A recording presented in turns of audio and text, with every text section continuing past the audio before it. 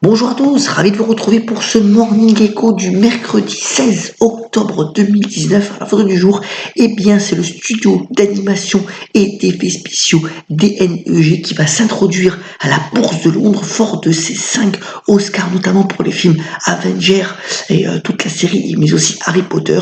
Eh bien ce studio va tenter de lever 150 millions donc de sterling pour financer son développement, valorisant la société qui a été fondée en 98 à près de 1 milliard de sterling. Voilà une belle réussite qui sera une des introductions phares à la Bourse de Londres pour cette fin de l'année. Vous voyez, dans un contexte où les marchés actions sont euphoriques. Le CAC 40 notamment repasse la barre des 5700 points. C'est un plus haut depuis décembre 2007, soutenu par l'optimisme après donc l'accord commercial entre les États-Unis et la Chine, mais aussi par le marché américain qui lui aussi retrouve des couleurs. Vous voyez notamment l'indice des semi-conducteurs, le fameux SOX, qui est au plus haut de l'année. Il progresse encore de 25% cette année, démontrant l'optimisme donc des investisseurs, notamment donc pour le secteur des semi-conducteurs, mais ce n'est pas le seul.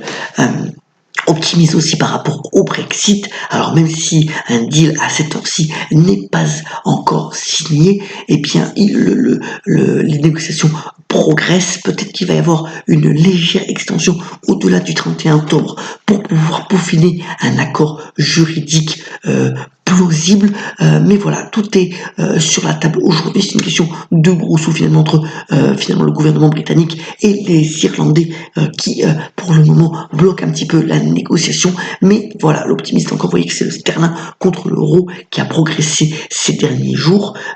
On est sur un niveau proche donc des plus hauts de l'année, et donc on verra si cet accord finalement aboutit dans les prochaines heures ou les prochains jours. Tout ceci dans un contexte où, toutefois, le FMI, donc le Fonds monétaire international, a révisé à la baisse ses perspectives de croissance pour cette année, sans qu'il y ait toutefois de récession. Il y a même des zones qui vont de nouveau progresser donc pour 2020. Donc voilà, cette annonce d'une croissance mondiale au plus bas sur la décennie n'a pas effrayé les investisseurs, loin de là. Autre point que je voulais vous montrer aussi ce matin, eh bien c'est les recherches d'hydrocarbures, de nouveaux puits d'hydrocarbures qui sont au plus bas de ces dernières années.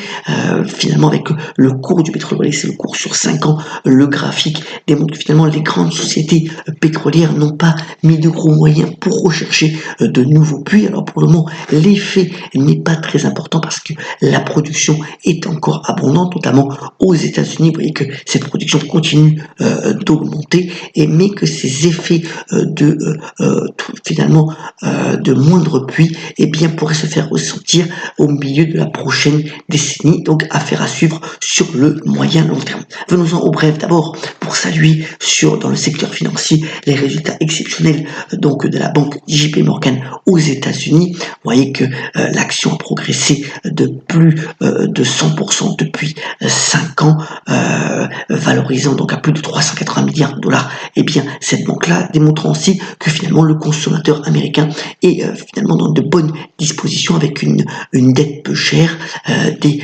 conditions de crédit qui se portent bien, et voilà donc les banques américaines qui publient des résultats probablement intéressants. D'ailleurs, Warren Buffett, donc l'investisseur donc de Berkshire Hathaway, veut monter à 10% du capital de Bank of America. Il a demandé l'autorisation de la Fed pour cela, démontrer l'optimisme donc pour les banques américaines.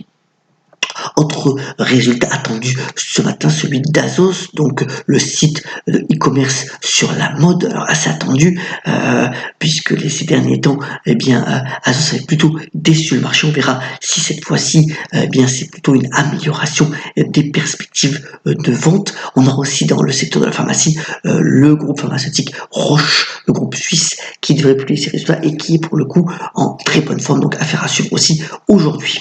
Dans le secteur de la cybersécurité, les concentrations vont commencer et même s'intensifier. Vous voyez que là, c'est donc la boîte anglaise Sophos qui se fait racheter pour plus de 3,5 milliards de dollars. C'est une belle acquisition dans ce domaine-là où donc finalement les rapprochements vont continuer. Ce sera donc un point à suivre. On s'en référera donc le Morning Echo sur les boîtes intéressantes dans les prochains jours, donc sur la cybersécurité.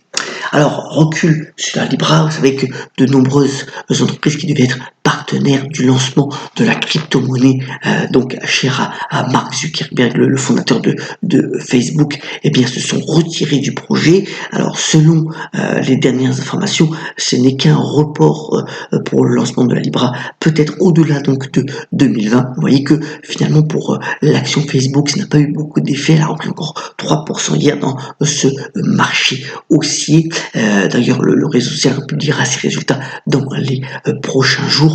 Donc voilà, un recul pour la Libra, mais pas encore. Donc un échec complet donc du projet. Algolia, c'est donc la start-up, enfin plutôt une société qui fait grand bruit aujourd'hui, puisque ce groupe qui a été fondé par 2 Français, mais qui a son siège aux États-Unis, est spécialiste de la recherche ultra rapide au sein des sites des entreprises. En fait, c'est un Google dans les sites intranet des différentes entreprises pour pouvoir effectuer donc des recherches à la vitesse éclair. Alors la société vient de lever plus de 100 millions de dollars. D'ailleurs, le groupe de logiciels Salesforce est rentré aussi au capital. C'est plus de 8000 clients. Et le prochain objectif de Algolia, c'est d'intégrer aussi la voix pour pouvoir permettre à l'utilisateur de faire aussi des recherches grâce à sa voix. Et c'est une perspective de développement encore très importante. Donc retenez ce nom, Algolia, vraiment une belle entreprise qui fait la une ce matin. Alors c'est mercredi, bien entendu, on parle toujours des sorties cinéma. D'abord, ce beau film mexicain réalisé par Alejandro Marquez Albelia, donc La Bonne Réputation. C'est sur finalement la bourgeoisie mexicaine, donc une femme qui perd l'essentiel de ses revenus et qui doit faire face et bonne figure, surtout par rapport à son environnement. Film très intéressant au niveau social. Ensuite, Camille, donc le film joué par la bonne actrice Ina Meurice, sur une photographe qui a fait des reportages en Centrafrique et qui est malheureusement décédée dans ce pays lors de sa mission. Et puis dans le domaine de l'animation, Sean le Mouton, qui a connu un très beau succès au Japon et qui fait d'ailleurs ses 25 ans d'existence. Voilà donc la ferme contre-attaque pour les plus petits alors que les vacances scolaires approchent.